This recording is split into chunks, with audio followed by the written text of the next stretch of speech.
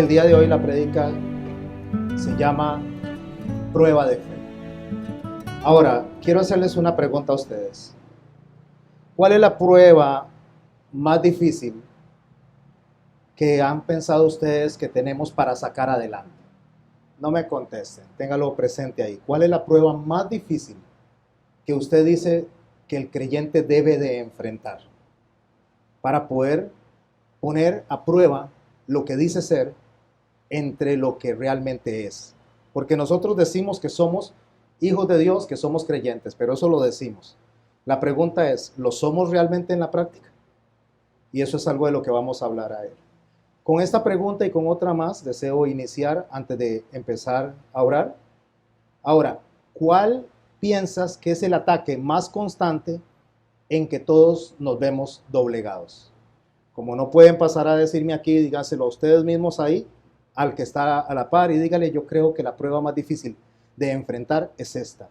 Esta es la prueba que yo creo que para todo creyente es lo más evidente que hace o descubre realmente su verdadera naturaleza. Y cuando digo naturaleza, no estoy hablando si es salvo o no es salvo, sino si es seguidor de Cristo o no es seguidor de Cristo. Vamos a orar. Padre, en el nombre de Jesús, te damos gracias, hermoso Señor, por permitirnos reunirnos, Señor. Te suplicamos y te rogamos, Señor, para que bendigas a cada hermano que se congrega entre hoy y mañana o durante la semana, pero que se reúnen alrededor del mundo, Señor, para alabar tu nombre, que les bendigas con entendimiento a tu palabra, Señor. Que nos des, Señor, aparte del entendimiento, la fortaleza para poder, Señor, sacar adelante lo que aprendemos de ti, Señor. Para que no nos volvamos oidores olvidadizos, para que no digamos que somos algo y nos conduzcamos de otra manera. Ayúdanos, Señor, a ser más como tú y menos como nosotros, Señor. Ayúdanos, Señor, a poder honrar tu nombre.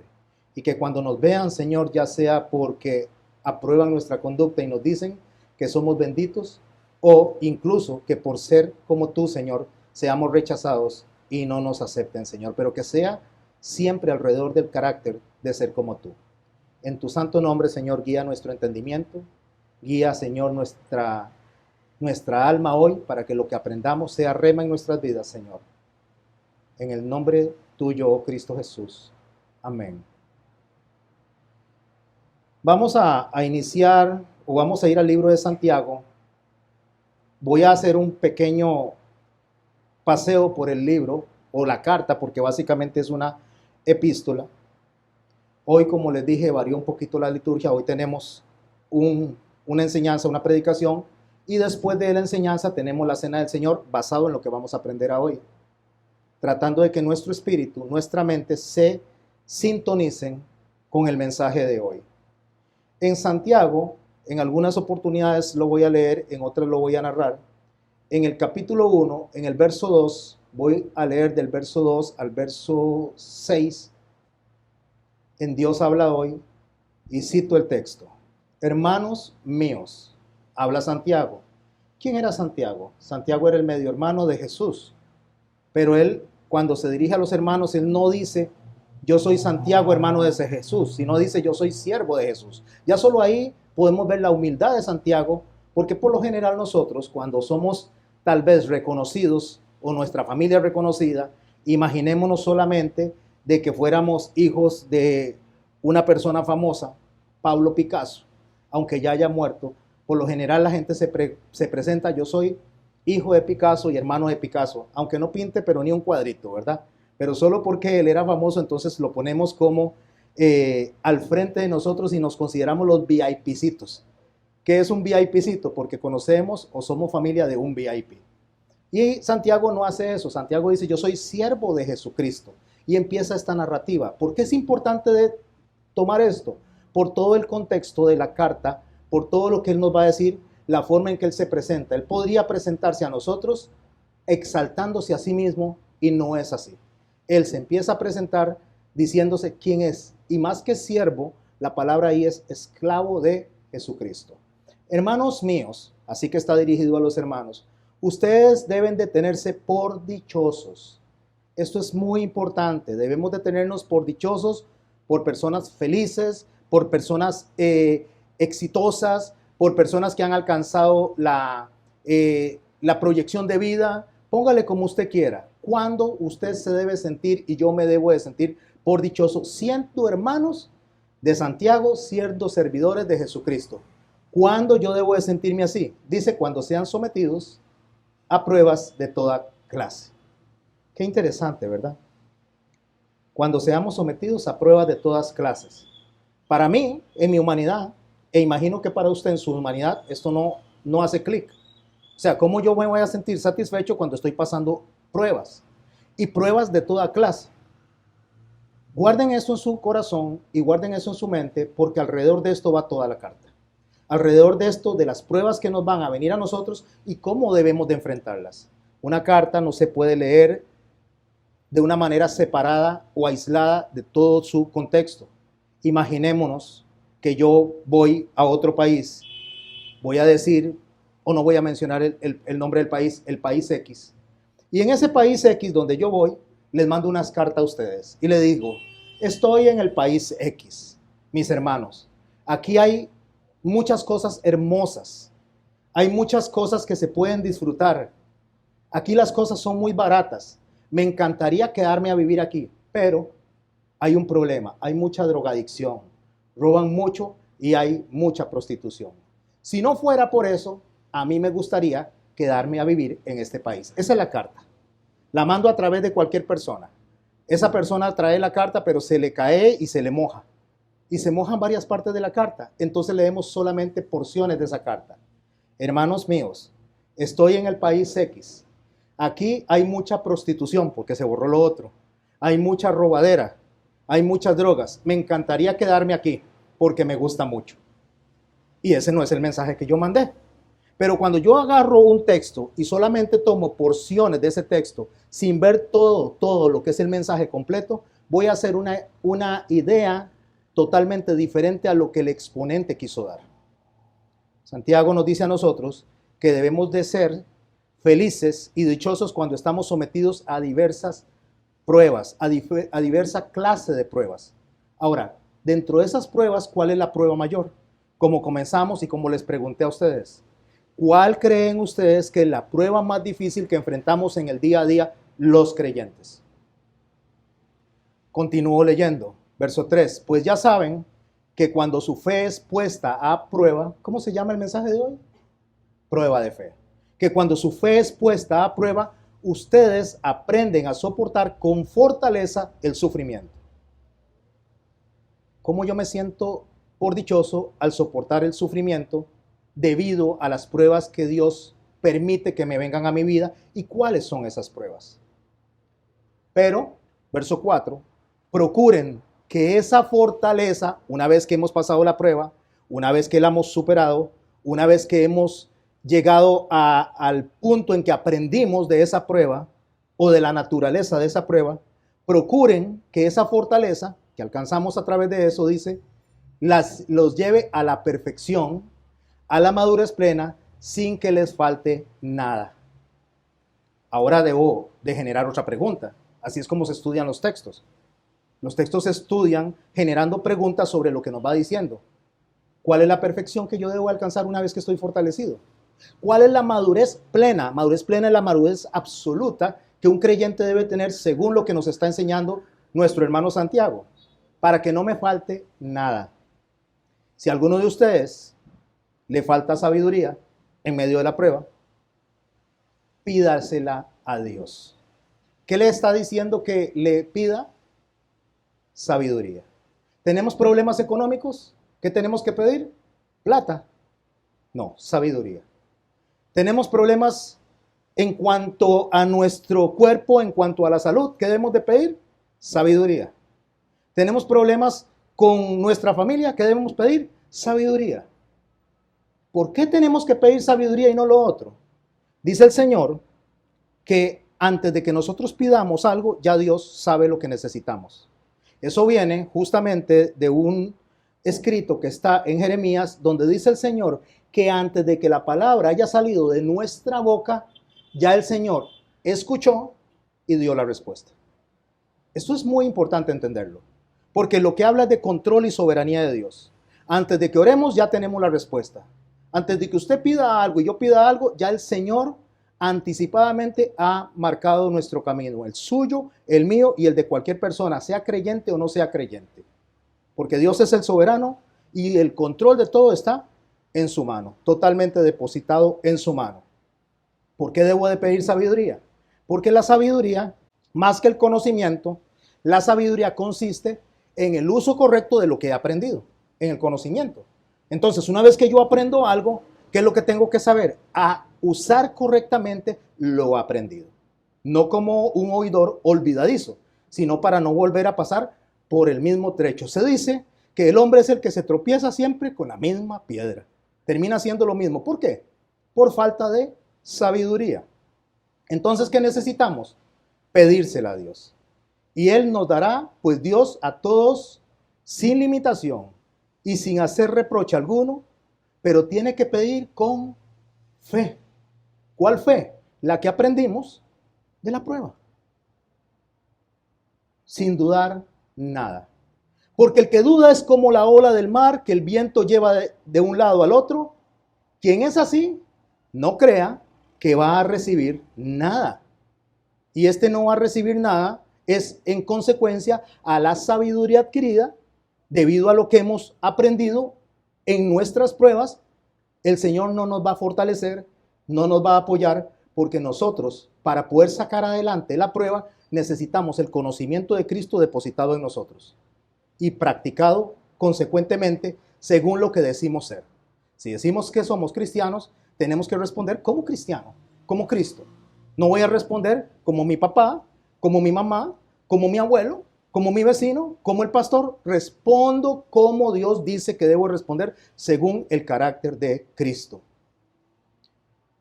Porque el que piensa una cosa mañana y otra cosa, digamos, hoy, no es constante en su conducta.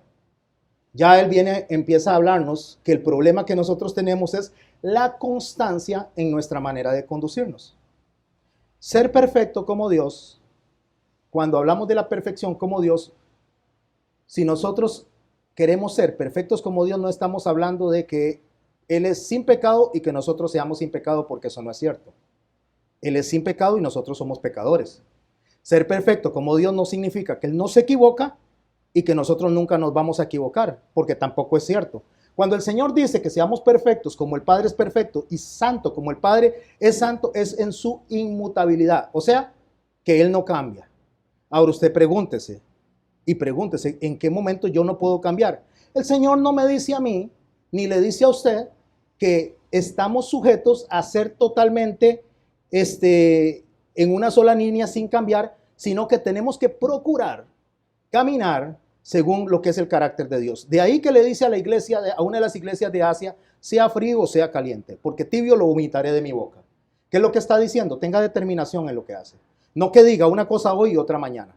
En eso consiste la perfección para con Dios. No que somos iguales a Dios, sino que tenemos que tratar de ser como Dios es. ¿Y cómo es Dios?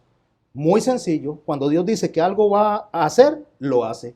Cuando Dios dice que algo va a pasar, pasa. O sea, Dios es íntegro en lo que dice. No va a variar absolutamente nada porque usted y yo gritemos, pataleemos, hagamos lo que hagamos, Dios no va a variar absolutamente nada. Porque ya Dios, antes de que la palabra salga de nuestra boca, ya la escuchó y ya dio la respuesta. Entonces, ¿por qué usted y yo pedimos? Para tratar, en la medida de lo posible, ser consecuentes con Dios y recibir lo que Él nos da como respuesta con un corazón dispuesto. Como dijo Jesús, hágase tu voluntad y no la mía. Aunque 3 veces había dicho, si es posible que pase de mí esta copa. Recuerde que estamos hablando de prueba de fe. Estamos hablando y tenemos que aprender hoy qué es lo más difícil que hacemos nosotros dentro de nuestro diario vivir, en lo cual tenemos que luchar para decir que si somos cristianos, consecuentemente nos vean de acuerdo a lo que decimos ser. Verso 12, estoy en Santiago capítulo 1. Dichoso el hombre que soporta la prueba con fortaleza, porque al salir aprobado recibirá el premio. ¿Qué va a recibir cuando está aprobado, cuando soporta la prueba? Un premio. ¿Cuál es el premio que recibe?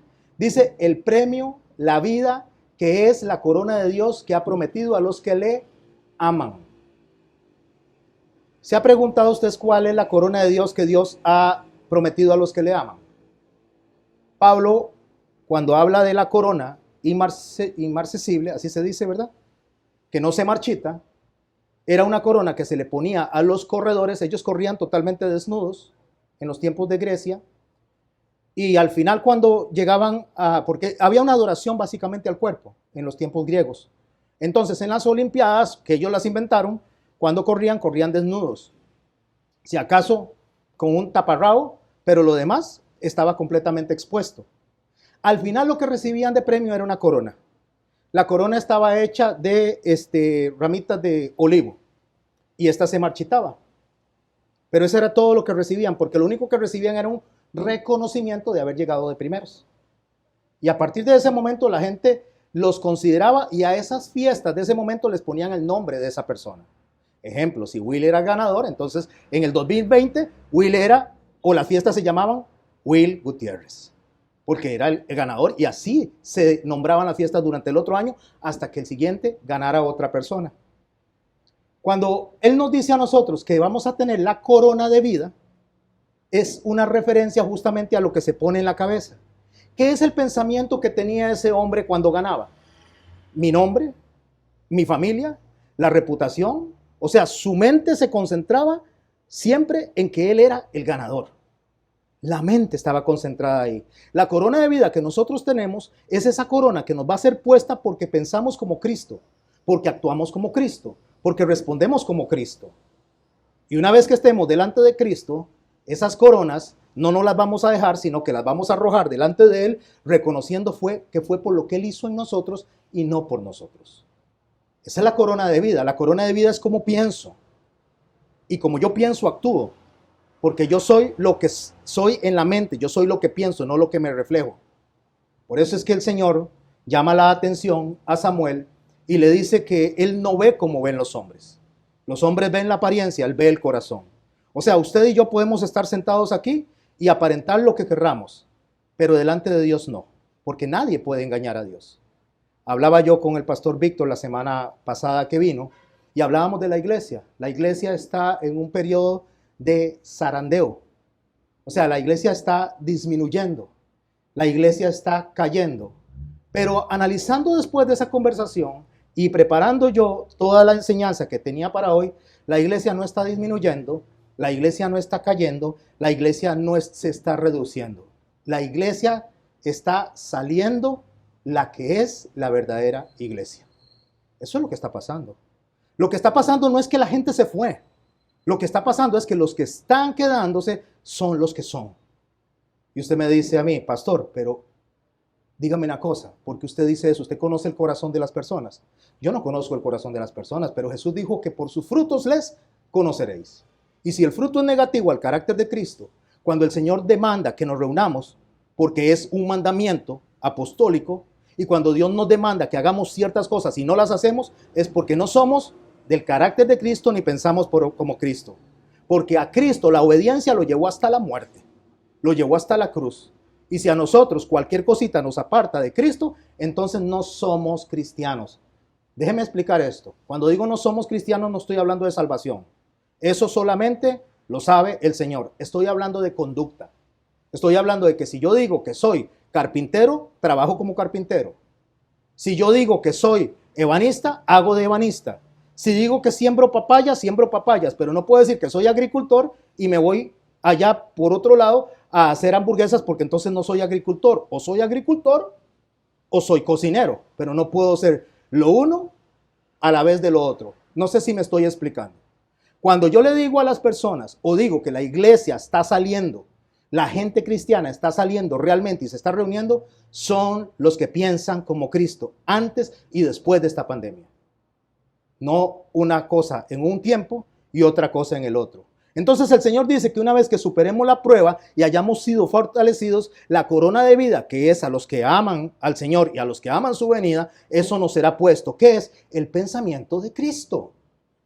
Si yo le pregunto a usted que si usted piensa como Cristo, no levante la mano. Eso es una autoexaminación. Pregúntese, ¿reacciona usted? ¿Reacciono yo como Cristo reaccionaría en las diferentes circunstancias?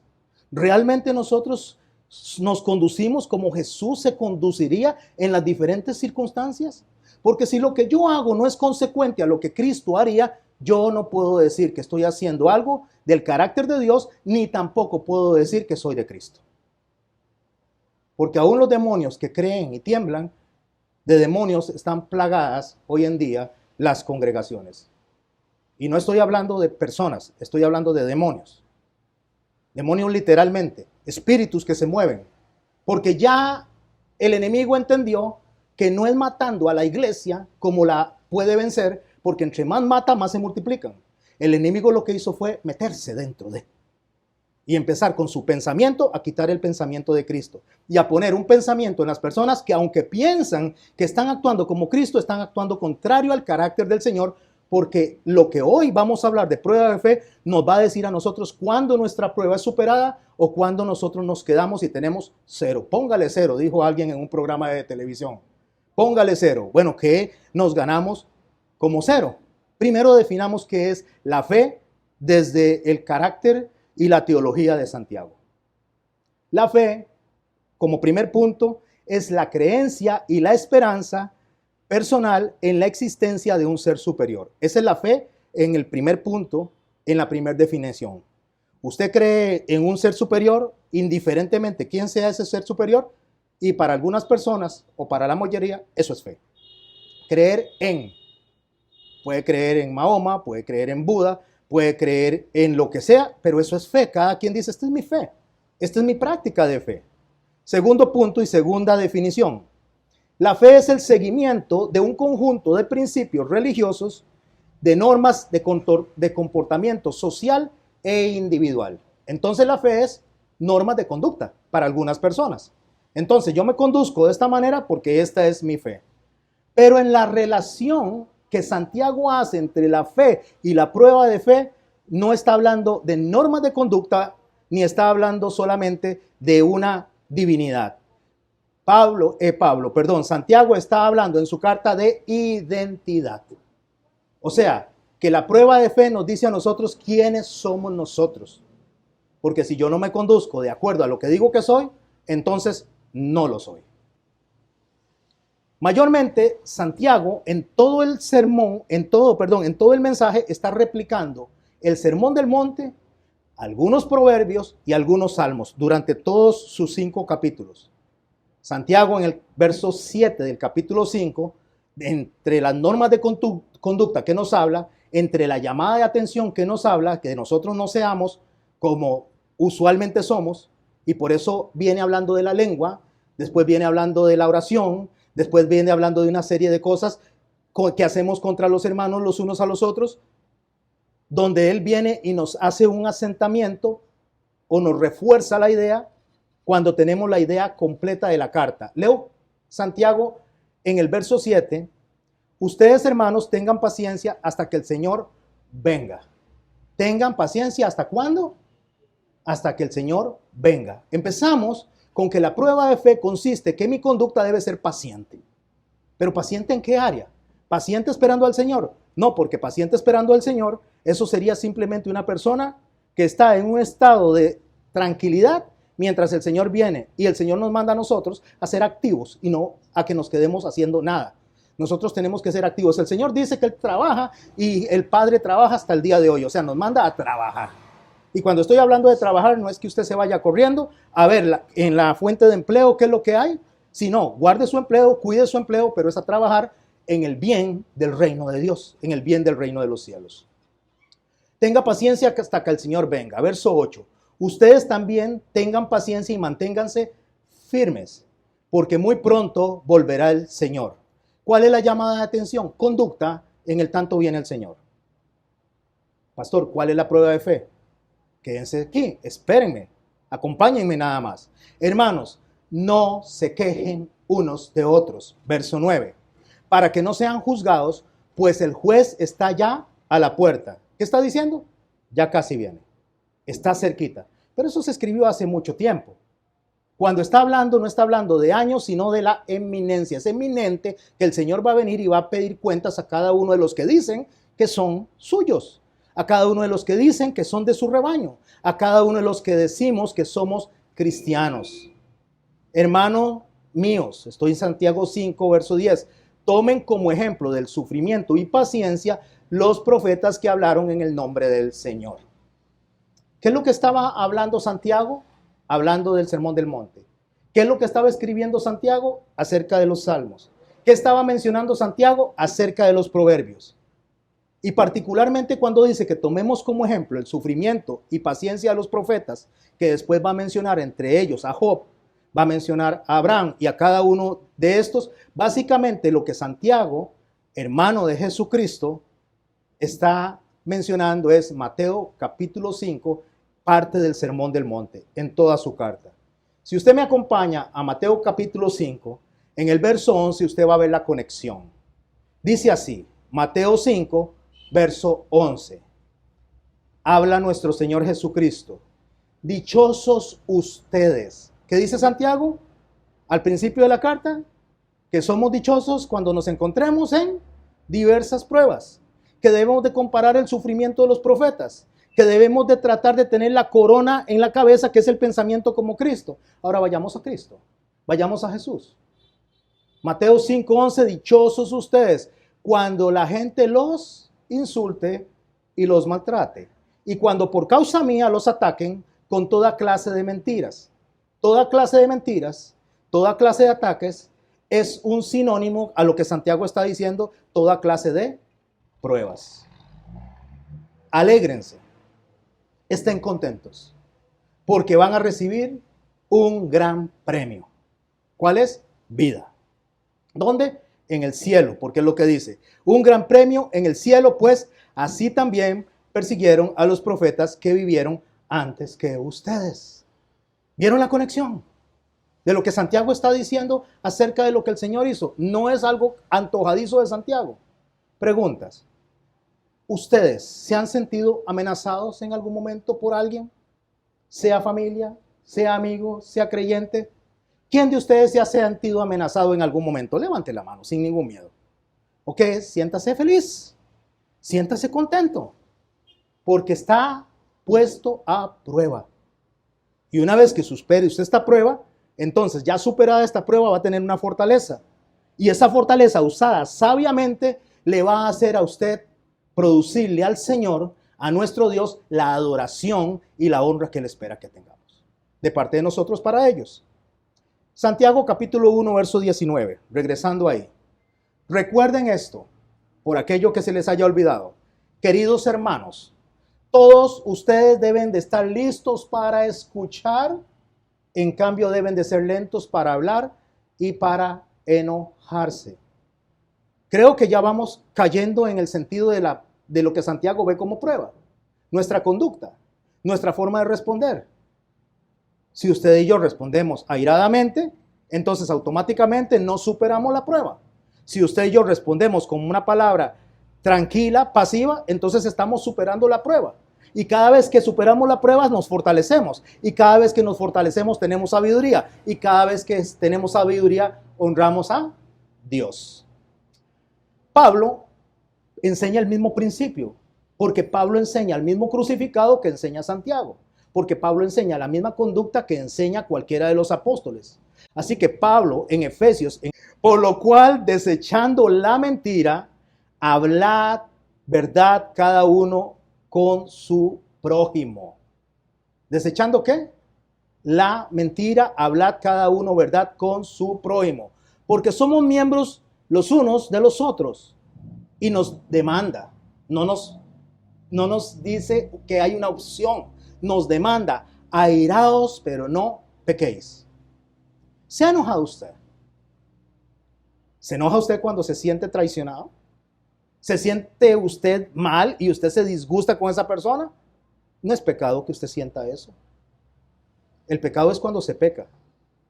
Eso es pecado. ¿Cómo? ¿Pero qué está diciendo? ¿Cómo? Pecado cuando se peca.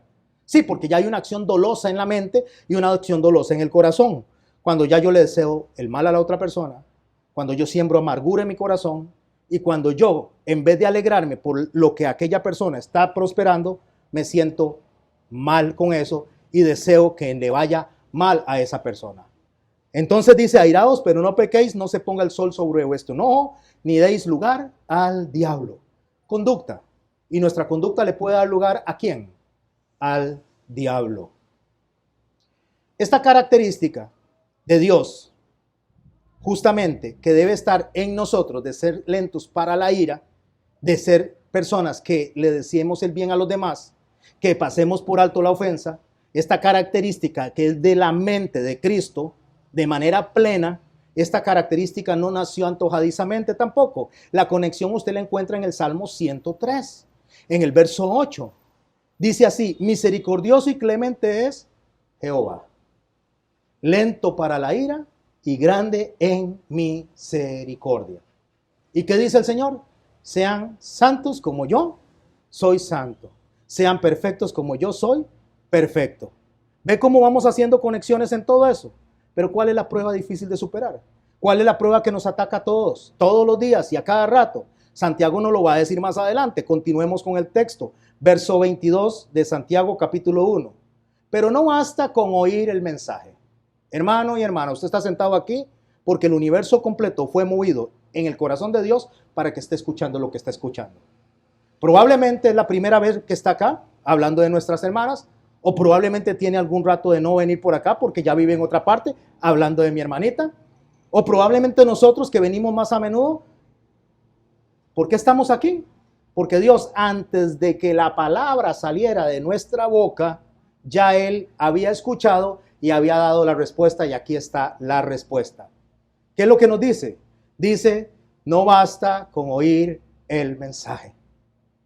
Hay que ponerlo en práctica, pues de lo contrario se estarían engañando a ustedes mismos. Pregunta. Cuando nosotros no superamos las pruebas que el Señor nos pone y nosotros decimos que es por culpa de Satanás o por culpa de un hermano, o nos vamos a la conducta adámica, la mujer que tú me diste, ¿a quién estamos engañando? A nosotros mismos, no estamos engañando a Dios, porque Dios dice, eso es lo que está en su corazón, eso es usted. Usted lo único que tiene que verse es quién es usted, y entonces una vez que usted quite lo que es usted y ponga lo que es Cristo en usted, me va a agradar. Mientras usted ocupe el lugar de Cristo, usted no me va a agradar. Y eso es lo que nosotros tenemos que entender como mensaje. Y no podemos tenerlo como un mensaje olvidadizo. Tenemos que ponerlo en práctica, porque si no, ¿a quiénes estamos engañando? A nosotros mismos. Verso 23, el que solamente oye el mensaje y no lo practica es como hombre que se mira la cara en un espejo. Se ve a sí mismo, pero en cuanto da la vuelta se olvida cómo es. ¿Sabe qué es lo que está pasando hoy en día, mis hermanos? ¿Por qué las iglesias están como están, vacías? Iglesias, pongo comillas, porque la iglesia de Cristo es invisible y la iglesia de Cristo se está reuniendo. La iglesia de Cristo está testificando. La iglesia de Cristo está de frente y está esperando al Señor, porque Él va a venir por la iglesia suya. Él va a venir por su novia. Él va a venir a arrebatarla en los cielos. Pero no creamos que va a venir por una iglesia que no se equivoca, por una iglesia que trata y se esfuerza de que el mensaje le quede grabado y lo pone en práctica. Y no lo deja pasar como un oidor olvidadizo. Entonces, ¿qué es lo que dice Santiago que tenemos que hacer nosotros como principio bíblico de lo que es nuestra conducta para saber que estamos superando la prueba? Verso 26 del capítulo 1. Si alguno cree ser religioso, ¿qué es ser religioso?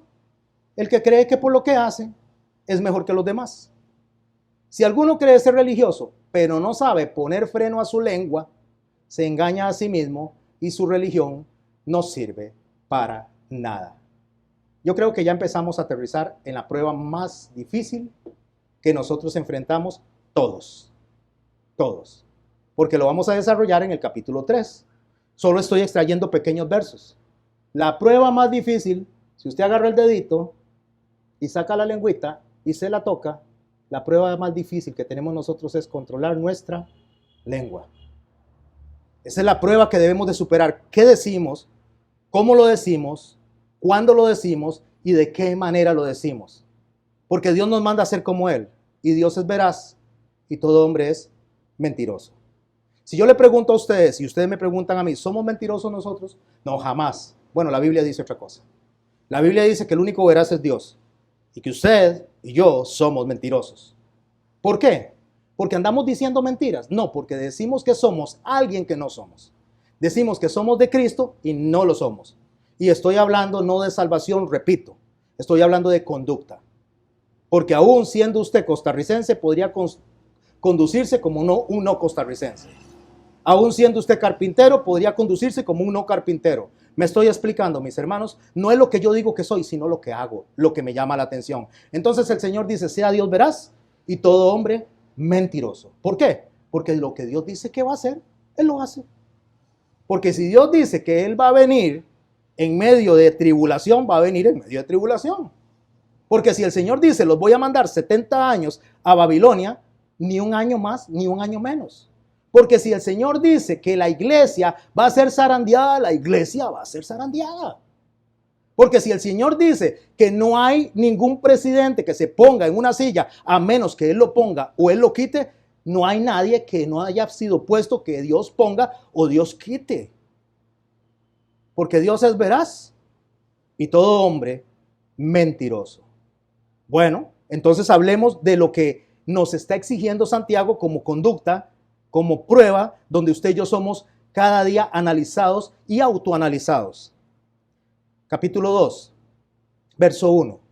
Hermanos míos, que creen en nuestro glorioso Señor Jesucristo. Recuerde que estoy leyendo Dios habla hoy. Hermanos míos, que creen en nuestro glorioso Señor Jesucristo. ¿Quiénes de los que están aquí creen en nuestro Señor Jesucristo? Amén. Bendito Dios porque estás aquí, porque el Espíritu Santo te llevó al corazón a creer en Jesucristo. Entonces esto que Santiago está diciendo es para usted y para mí.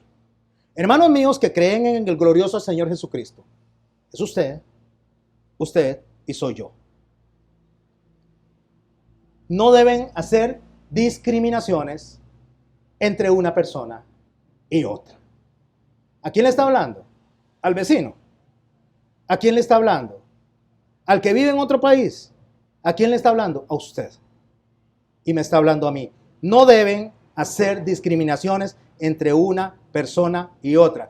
Porque la prueba a la cual nos sometemos todo el tiempo nosotros es a la conducta, a la forma de actuar y a la forma de tratarnos los unos a los otros. De eso trata la carta.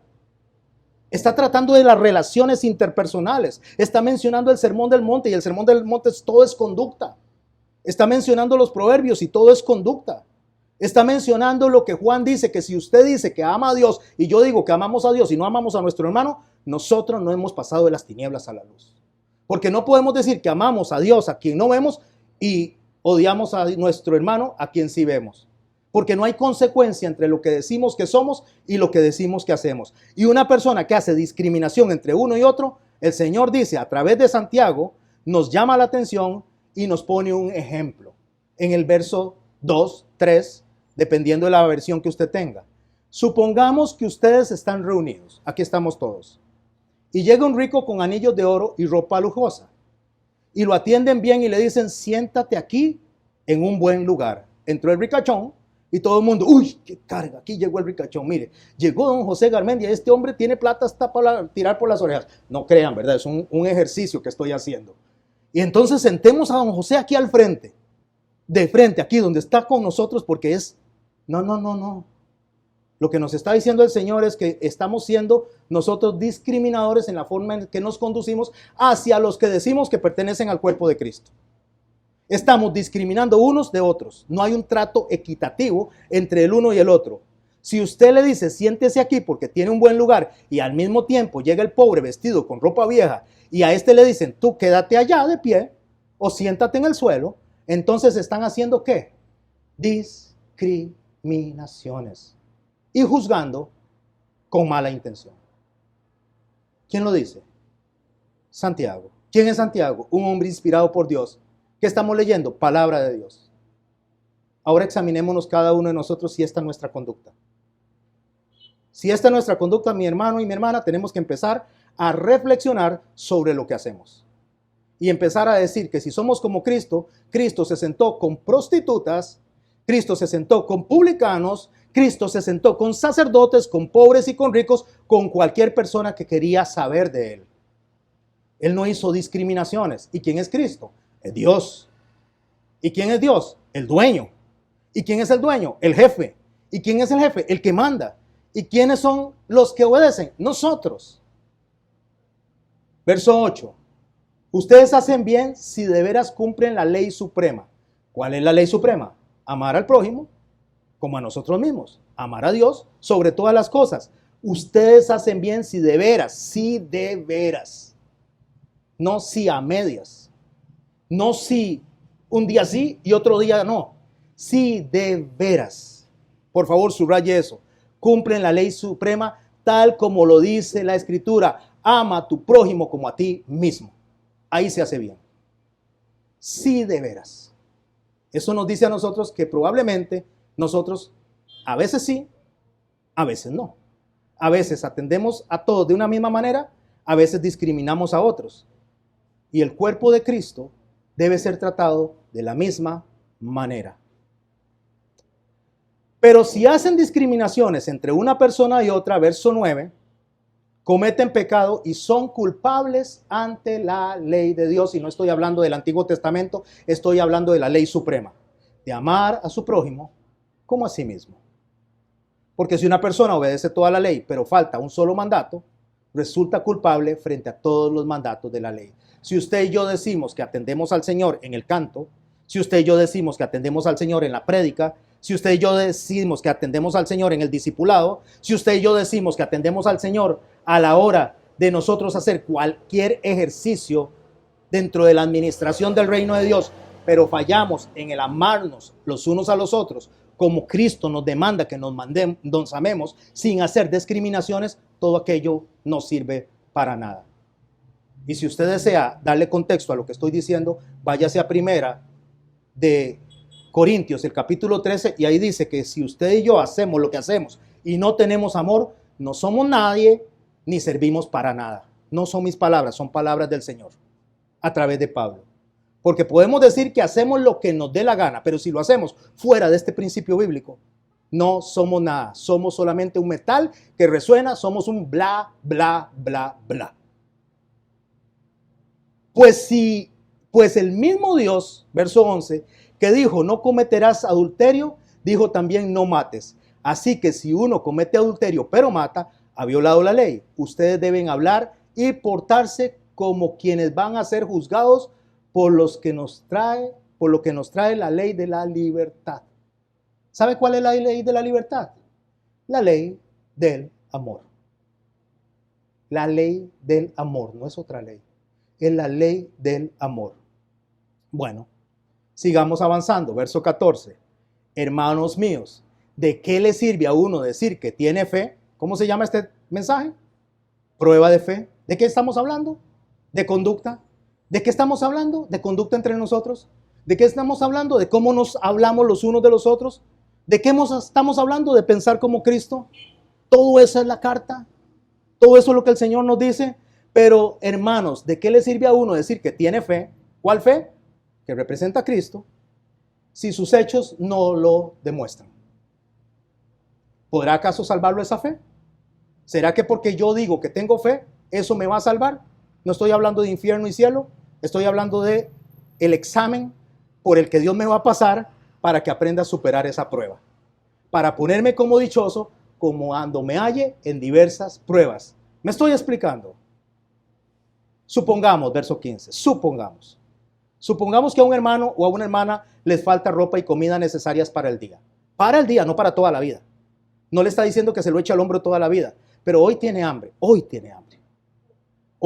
tiene frío, hoy necesita un refugio, hoy, para el día.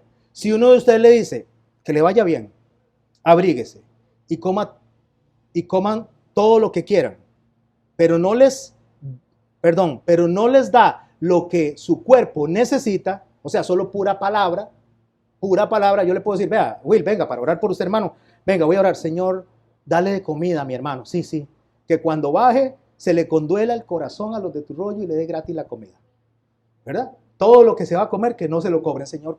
No, eso no es lo que está diciendo el texto. Lo que el texto está diciendo es que yo debo de darle de comer para que él pueda saciar esa necesidad inmediata. Entonces dice, si yo le digo a él, vaya, que le vaya bien, abríguese, coma cuando quiera, pero no le doy lo que su cuerpo necesita, dice, ¿de qué le sirve? O sea, ¿de qué le sirve esa palabrería? Voy a explicarlo. ¿De qué le sirve a usted decirle que le ama a una persona cuando sus actos son diferentes a lo que dice su boca? ¿De qué me sirve a mí decirle a mi esposa que la amo si mis actos la lastiman? ¿De qué me decirle, mi amor, yo daría la vida por ti cuando la estoy matando a poquitos? Eso es pura palabrería, eso no sirve de nada, es pura boca. Las acciones son las que mandan, más que la boca. Así dice, así pasa con la fe, por sí sola. Es decir, si no demuestra con hechos, es una cosa muerta. O sea, si sus hechos son contrarios, lo que usted dice que es, lo que yo digo que soy de Cristo, eso está muerto. Delante de Dios no sirve. Y a Dios nadie lo engaña. Podemos engañarnos nosotros solos. O sea, lo que el Señor dice, que en actos sencillos nosotros podemos actuar como Cristo y de esa manera mostrar realmente a quién decimos que pertenecemos y siervos de quién somos.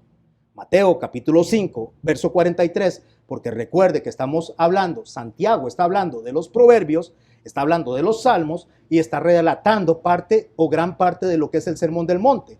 Capítulo 5, capítulo 6 y capítulo 7 del libro de Mateo. Dice en el verso 43 Mateo, del capítulo 5, oísteis que fue dicho, amarás a tu prójimo y aborrecerás a tu enemigo. Pero yo os digo, amad a vuestros enemigos, bendecid a los que los maldicen, haced bien a los que los aborrecen y orad por los que os ultrajan y os persiguen. Es la conexión que Santiago está utilizando. Para que seáis hijos de vuestro Padre que está en los cielos. ¿Para qué?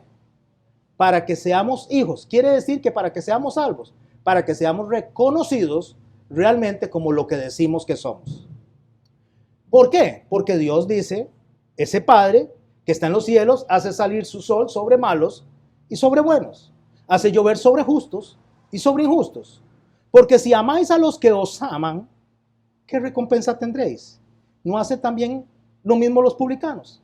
Y si saludáis a vuestros hermanos solamente, ¿qué hacéis de más? ¿No hace también esto los gentiles? Sed pues vosotros perfectos, como vuestro Padre que está en los cielos es perfecto. Ahora yo no quiero explicarles esto con palabras mías. Mis palabras podrían decir, bueno, es muy fácil para usted amar a su esposa. Es muy fácil para usted amar a su esposo, pero podría equivocarme porque tal vez ni se amen y se odian.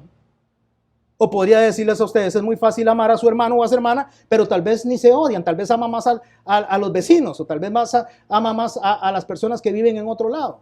Decía una persona que la gente que está dentro del cuerpo de Cristo, que realmente son hijos de Dios y con los cuales nos identificamos, llegamos a amarlos más y nos llegan a amar más que nuestra familia de sangre. Y en parte creo que sí. En parte creo que muchas veces hay más relación entre la familia de la fe que la familia de sangre. Pero no quiero dar mi respuesta, quiero dar la respuesta del Señor cuando nos está diciendo que seamos perfectos como nuestro Padre es perfecto. Así que esa respuesta o esa aplicación de sabiduría la encontramos en Romanos capítulo 5, verso 8. Romanos capítulo 5, verso 8. Mas Dios muestra su amor para con nosotros, práctica, en que siendo aún pecadores, enemigos, Cristo murió por nosotros. ¿Quién tomó la iniciativa? Dios. ¿Quién decidió acercarse a los que no se acercaban a Él? Dios. Verso 9. Pues mucho más, estando ya justificados en su sangre, por Él seremos salvos de la ira. Porque si siendo enemigos fuimos reconciliados con Dios por la muerte de su Hijo, mucho más, estando aún reconciliados, seremos salvados por su vida. ¿Para qué? ¿Para qué dice que nosotros debemos de actuar como Dios? ¿Tiene un problema usted con alguien? ¿Tiene usted algo en su corazón que le esté afectando con alguna persona? ¿Está usted aquí hoy y el Señor está hablándole a su espíritu acerca de la conducta que está teniendo que nadie sabe? Solo usted la sabe, pero Dios también. Y decidió traerle palabra a usted y a mí y a los que me oigan a través del audio para decirle: examínese. Examínese porque usted, la conducta que tiene no me agrada y no has superado la prueba. Porque tu prueba de fe está estancada. Porque así como Dios, si éramos enemigos, nos amó, de esa misma manera usted debe de actuar. Así como Dios tomó la iniciativa, aun cuando usted no la tenía, usted debe de actuar. Usted debe conducirse como Dios y no como su corazón le dicta. Voy a darle un poquito de claridad a lo que estoy diciendo. Primera de Juan capítulo 4, verso 17. En esto se ha perfeccionado. ¿Se acuerda lo que dijo Santiago? Superadas las pruebas, encontramos perfección, tenemos fortaleza, y entonces una vez tenía esa perfección y esa fortaleza, podemos usarla con sabiduría. En esto se ha perfeccionado el amor en nosotros, para que tengamos confianza en el día del juicio. Pues como Él es, hablando de Cristo, así nosotros en este mundo. Como Dios es, nosotros tenemos que ser. ¿Qué nos dice el Señor? Sean como yo. Como yo soy perfecto, sean ustedes perfectos. Como yo soy santo, sean ustedes santos. Verso: en el amor no hay temor, sino que el perfecto amor echa fuera el temor, porque el temor lleva en sí castigo. ¿Qué es lo que dice el Señor? ¿Tiene problema de relacionarse con las demás personas? ¿Tiene algún problema en su corazón que tiene que resolver? No tenga temor. No tenga temor. Porque el temor lo único que está haciendo es castigándote. Empiece a sanar ese corazón. Empiece a dejar de lado lo que le está agobiando. Empiece a partir de este momento a ser como Cristo. Ame a sus enemigos. Pase por alto la ofensa. Ore por sus enemigos. Dé el primer paso. Porque de esa manera se perfecciona el amor en nosotros. Y una vez que actuamos, no hay temor. Dice el texto: de donde el que teme no ha sido ¿qué? Perfeccionado. ¿En qué? En el amor. Usted y yo creemos que somos perfectos en el amor. Usted y yo creemos que ya tenemos la perfección del amor, que la forma en que nosotros tratamos a las personas es perfecta. Déjeme decirle que si usted cree eso y yo creo eso, nos estamos autoengañando. Porque eso no es cierto. Estamos en un proceso de formación. Y dentro de ese proceso de formación está este mensaje. Nosotros le amamos a Él porque Él nos amó primero. ¿Quién ama al Señor aquí? ¿Quién dice amén? ¿Sabe por qué le ama? Porque Dios le amó primero. Para pasar a la cena, empiezo a cerrar con este texto. Hermanos míos, capítulo 3 de Santiago. No haya entre ustedes tantos maestros. O sea, no traten de enseñarse los unos a los otros. Pues ya saben que quienes enseñamos seremos juzgados con más severidad. ¿Está enseñando usted el perdón? ¿Está enseñando usted de unidad? ¿Está enseñando a las otras personas de que Cristo es la respuesta a nuestras relaciones y a nuestra vida? Pues déjeme decirle, mis hermanos y mis hermanas, que vamos a ser juzgados con más severidad. Porque decimos una cosa y hacemos otra.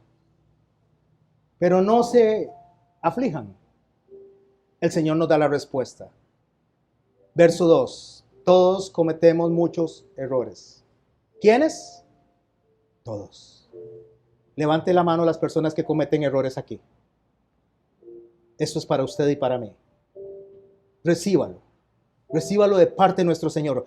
Todos cometemos errores. Ahora bien, si alguien no comete ningún error en lo que dice, es un hombre perfecto. Por lo tanto, ni usted ni yo somos perfectos. Acabamos de levantar la mano. Capaz también de controlar todo su cuerpo. pero nadie ha podido dominar la lengua. Es un mal que no se deja dominar. Con la lengua, verso 9, bendecimos a nuestro Señor y Padre, pero maldecimos a los hombres creados por Dios a su propia imagen. De la misma boca salen, ¿qué? Bendiciones y maldiciones. Esto, dice Santiago, no debe ser así. ¿De dónde vienen vuestras guerras? Capítulo 4, verso 1. Y las peleas entre ustedes. De los malos deseos que luchan en su interior. Verso 7. Sométase pues a Dios y resistan al diablo y él huirá de vosotros. Cuando nosotros entendemos este principio, entonces podemos abordar lo que está en el capítulo 5 de Santiago. Cuando entendemos que la prueba que tenemos nosotros es cómo nos conducimos. Si decimos que nos amamos. Y más sobre todo si decimos que amamos a Dios. Y nos manda a orar. ¿Se acuerda lo que dice? Que pidamos ¿qué? Por sabiduría. ¿Cuál es la sabiduría? ¿Cómo conducirnos?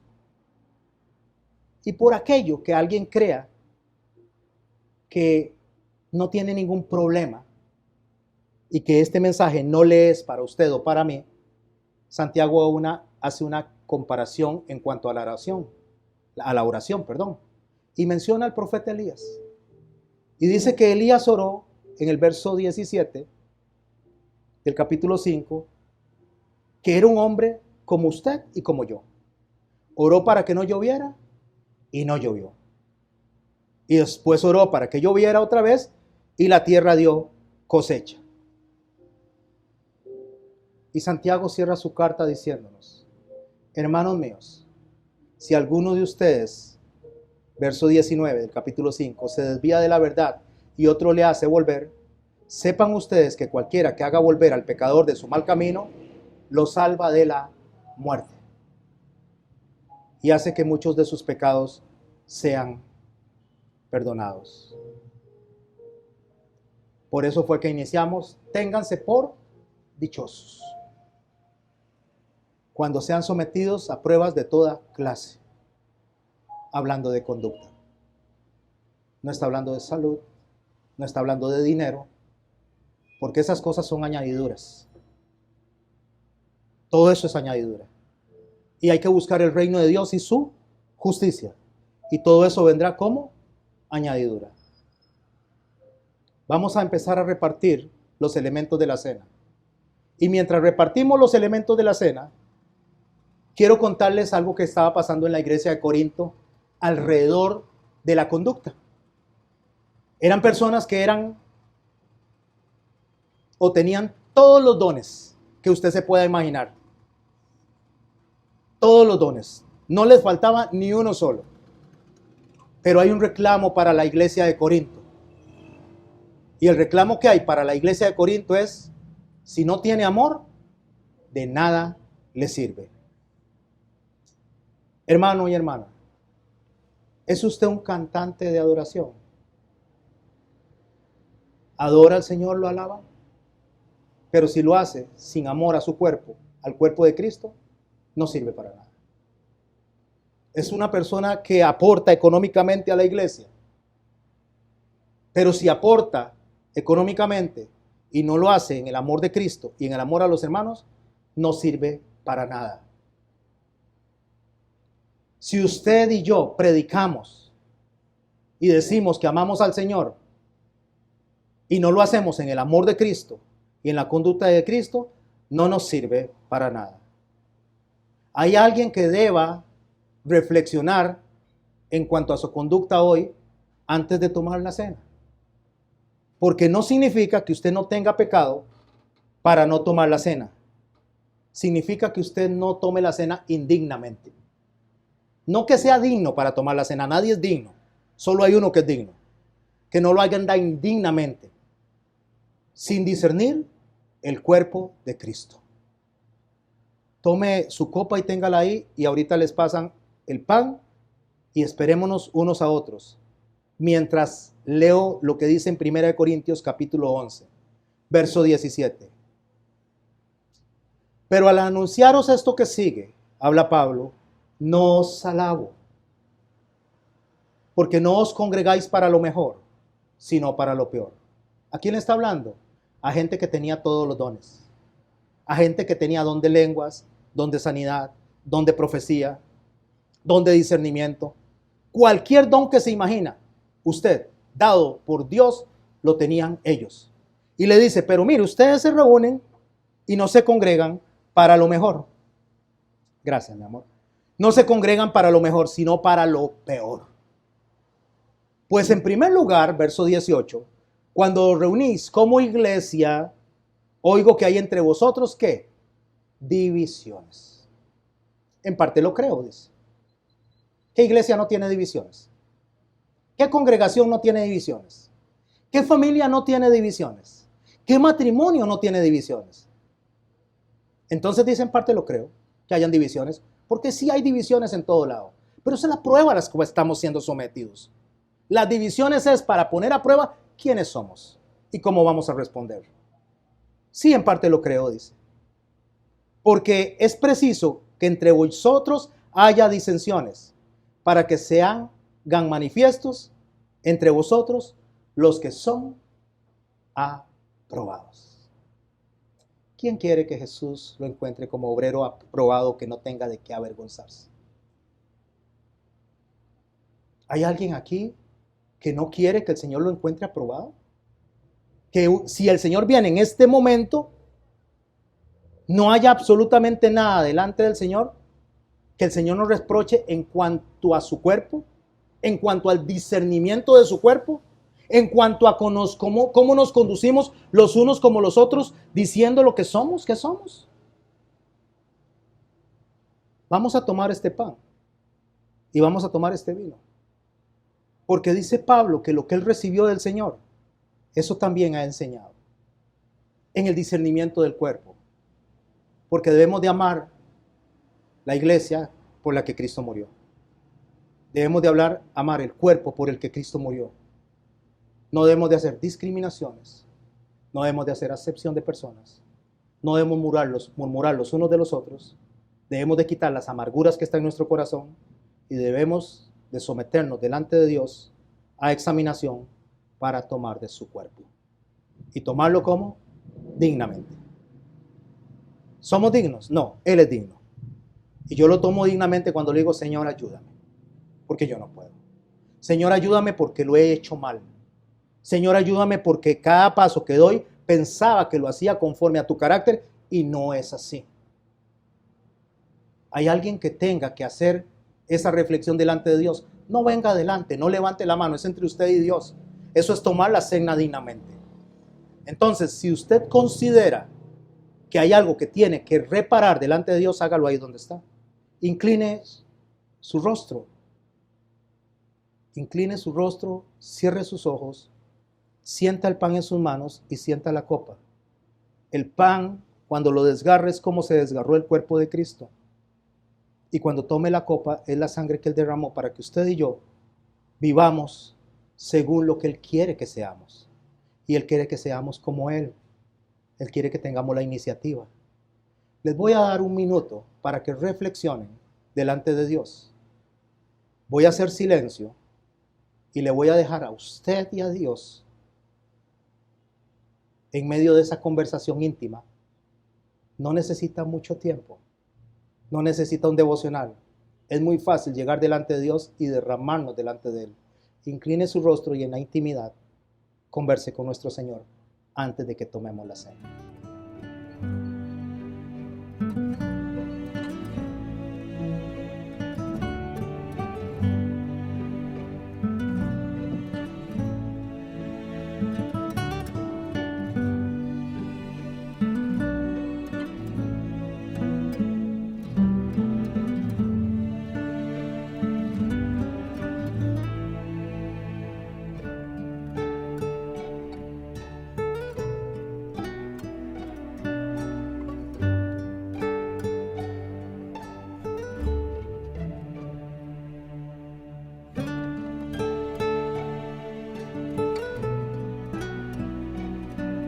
el Señor Jesús, la noche que fue entregado, tomó pan. Y habiendo dado gracias, lo partió y dijo: tomad, comed, esto es mi cuerpo. No es literalmente, es una figura. Entonces yo le pido a usted que lo desgarre, el pan, y lo coma, reflexionando lo que acaba de hablar con el Señor. Y reflexionando si usted y yo tenemos cuentas pendientes que saldar hoy. Tome del pan mientras reflexiona. Este es mi cuerpo, que por vosotros es partido. Haced esto en memoria de mí.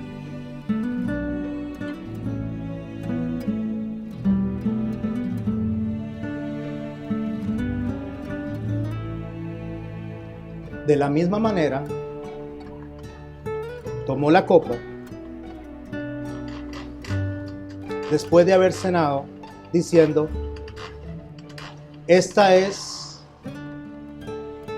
la copa del nuevo pacto de mi sangre. Haced esto todas las veces que la bebiereis en memoria de mí. Así pues, todas las veces que comiereis el pan y bebiereis la copa, la muerte del Señor anunciáis hasta que Él venga. Tome de la copa.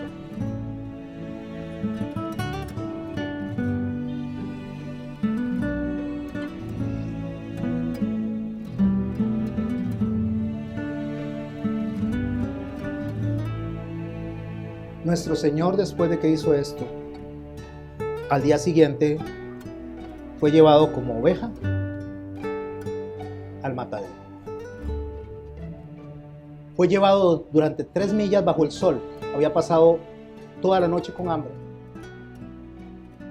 No había bebido agua. Había sido latigado en su espalda. Cuentan los historiadores romanos, aun cuando no lo reconocen como Jesús, pero en la historia, que cuando le veían caminar en su espalda, a través de las llagas se podía ver parte de la columna vertebral, cuando iba camino hacia el Gólgota. Era tanta la sangre que salía que iba completamente rojo. No había parecer en él. Se veía horrible. Era como una carne molida, caminando hacia la cruz. Llega a la cruz, se sube a la cruz. No lo suben, él se sube, porque dice: yo doy mi vida, nadie me la quita. Yo la doy y la vuelvo a tomar. Se sube a la cruz y sus últimas palabras son: Padre, perdónalos porque no saben lo que hacen. Tetelestai. Tetelestai significa, para un deudor, cuando pagaba la deuda, tu cuenta está saldada. Para un hombre, un esclavo que se le mandaba a hacer una labor, la labor que me dieron está hecha. Y para un sacerdote que en ese momento levantaba el cordero, el cordero del sacrificio ha sido hallado. Y el Señor, en esa cruz, cuando dijo Tetelestai,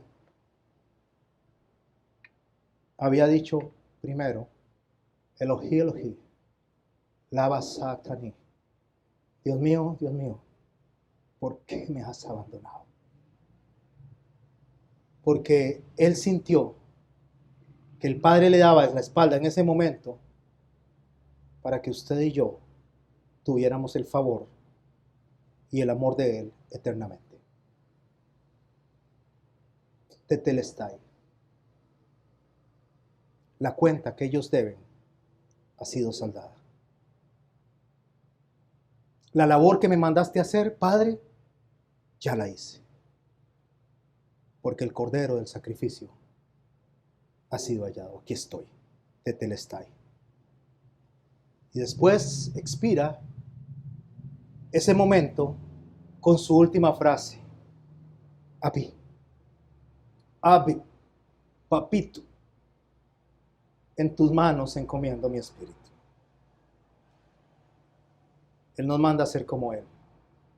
No hay nada, absolutamente nada, que recibamos de desprecio más que lo que Él recibió.